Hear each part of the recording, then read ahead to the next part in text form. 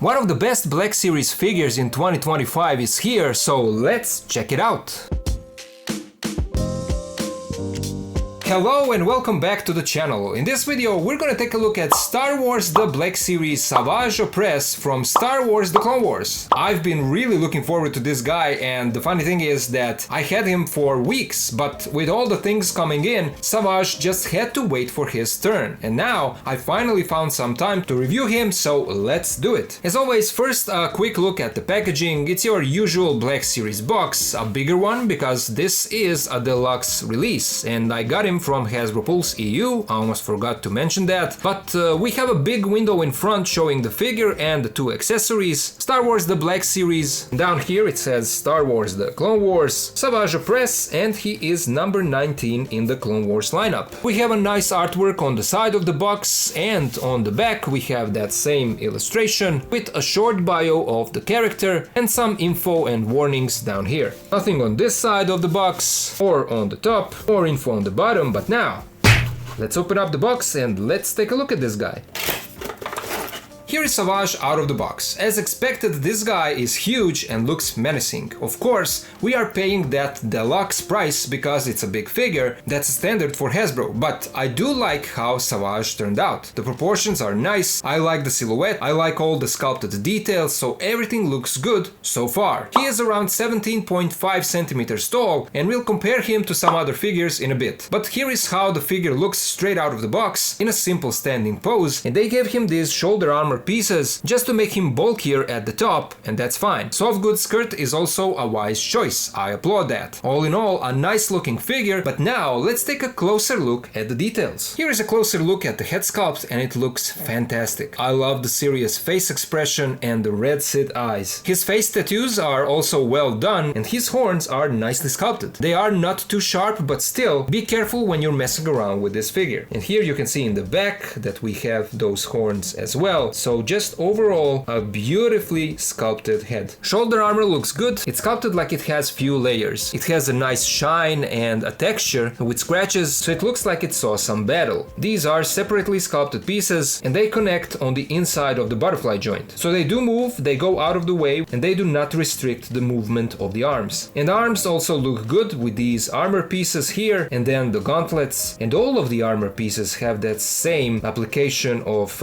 scratched and damaged details and the wash, and everything looks beautiful. His gripping hands also look good, and they even painted the fingernails, so that's good to see. Torso has these sculpted lines and also a little bit of shine and weathering and even some wrinkles, so all of that gives it a much more interesting look. Then down here we have these black straps wrapping around the waist, and here is the back of the figure, and we can see more of these sculpted details here and the wrinkles and everything. Then we get to his belt that also looks nice, and it has the texture that looks kind of like it's leather, and then the buckle that also has some shine, and we have a lightsaber hook for his lightsaber hilt, and this is also really well done. And this flap in the middle connected to the belt is also really well done with this symbol sculpted in and painted. And behind that, a soft goods skirt, so plastic and fabric combination work really good in this case. Pants have more sculpted wrinkles so that they don't look too boring. Then we have his high boots with shin armor and toe armor as well. And then here is again the back of the figure. Everything looks good. The straps around the boots look nice, and they even painted the buckles. Overall, I like how this guy looks, and I think that Hasbro did a great job here. Let's now take a look at his accessories. And he comes with two accessories, his two weapons. We have his lightsaber, his double-bladed lightsaber, and the blades do come off, they peg in here like this, and it's a nice sculpt, but I feel like it looks too plasticky, too toyish in comparison to a great job that they did in terms of weathering and sculpting all the small details, the damage and everything on the figure. And then you see the hilt and it's just like looks like a cheap piece of plastic. So it's a shame that we didn't get more out of this accessory, because we are paying that deluxe price. So to just get the accessory, I don't think that that's enough, especially when we are not getting a lot of accessories in this deluxe set. So at least the two that we do get should have have some nice paint applications and weathering, and unfortunately on this hilt that's not the case, but we do have this loop here, and that is because, as we already saw, we have this hook on the belt and lightsaber hilt fits perfectly on that, so this is how that looks. We also get his larger melee weapon, his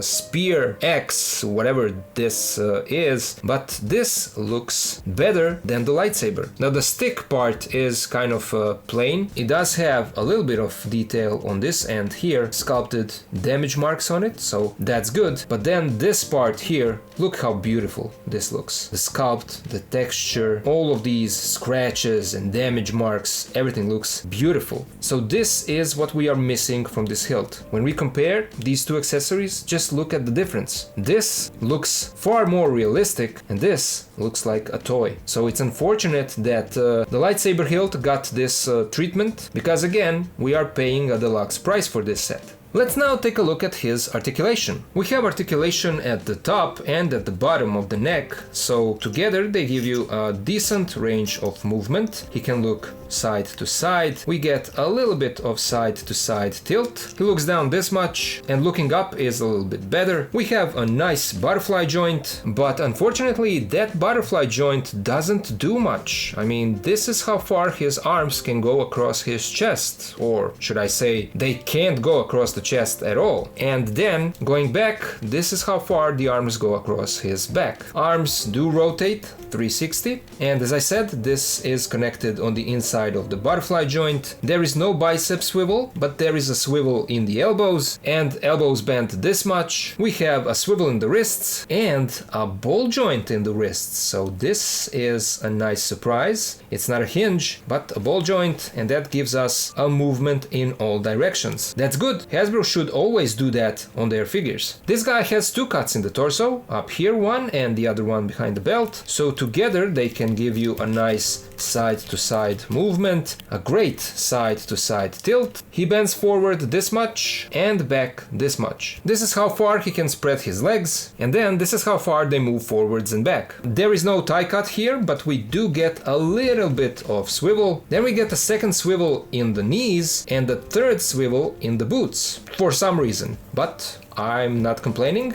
I'm glad that that's there. Here is how much bend we get in the knees. Feet move forward only slightly. This is a really limited range, but back is much better. We have a really generous ankle pivot and pec holes at the bottom of his feet. Let's now compare Savage to some other figures. Here is how he scales with the Black Series Clone Wars version of Darth Maul and the original SH Figure Arts Episode 1 Darth Maul. And you can see that he is a really huge guy. He towers over both of these versions of Maul, and until you see the figures side by side, you practically have no idea how huge this guy is, but now you can see how large he is. Here is how he scales with the Black Series Clone Wars versions of Obi-Wan and Anakin, and then with Cody and Rex, and this is the older version of Cody. Here he is next to the Black Series Clone Commander Bakara and your standard Black Series Clone Trooper. Here is how he scales with two custom Black Series clones from Vale's toy store. These are the so-called Dooms Unit clones, some of the best 1/12 clone troopers that you can find on the market. And then to compare him to some other lines, here is how he scales with Marvel Legends, X-Men 97 Wolverine and Symbiote Spidey, Mafex Classic Suit Spidey and Daredevil,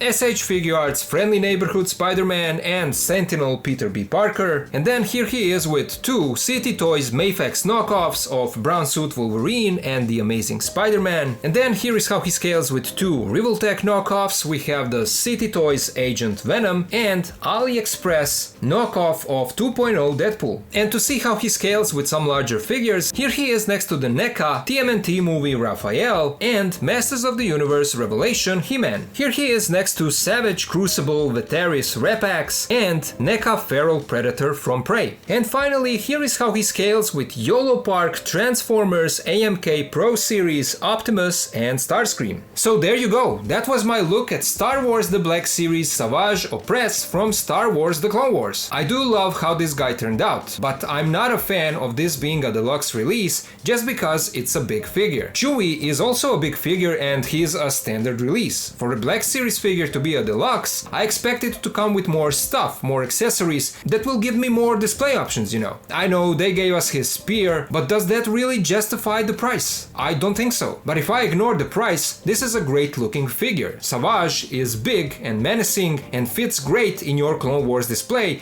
especially with Clone Wars version of Darth Maul. Articulation is great and you can get some nice poses out of this guy, so all in all, he is a must-have, especially for any Clone Wars fan. But those were just my thoughts and now I would love to hear yours. So what do you guys think about this figure? Do you like how he looks? Did you get him or not? Do you agree that we should get more accessories in the deluxe releases? Let me know all of it down in the comments. As always, a huge thank you to my Patreon and channel members for their support. If you can also join and help, please do so. Links are in the video description. And of course, to all of you guys, thank you so much for watching. Thank you for being here with me and I'll see ya in the next video.